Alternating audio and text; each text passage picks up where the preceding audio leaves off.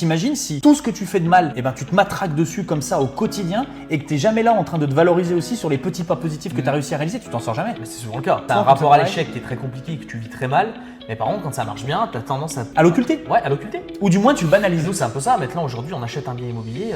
Le soir, on mange comme si c'était une journée normale. On s'est souvent fait la réflexion, on dit on prend même pas une bouteille de champagne, on va même pas manger avec la famille, tu vois. Ouais. Alors que c'est, voilà, on achète quand même des biens immobiliers. L'IMO, c'est aussi de la confiance en soi. Si tu te lances pas aussi dans des projets IMO, c'est parce que tu te sens pas armé et surtout que tu as peur. Je pense qu'il y a des gens vraiment qui ont l'envie de le faire, mais qui ont tout simplement peur et pas la confiance en soi de le faire. Et moi, je le comprends complètement ça. La meilleure solution déjà de le contrer, c'est déjà de célébrer les petits pas en avant. Tu as pris une formation, tu t'es formé, tu as accumulé des connaissances, c'est une petite victoire. Tu vas visiter ton premier bien immobilier, c'est une petite victoire. T'as fait une offre, ça a fait, c'est génial, ça a pas fait, c'est génial aussi. T'as quand même fait le pas de faire ton offre. Exactement. Voilà. Et le jour où tu achètes ton premier bien, même si c'est un bien à 30 000 euros, c'est une putain de réussite et il faut que tu te dises, je suis fier de moi. La balance entre les choses que tu réussis et les choses que tu rates, elle est souvent déséquilibrée et je pense que c'est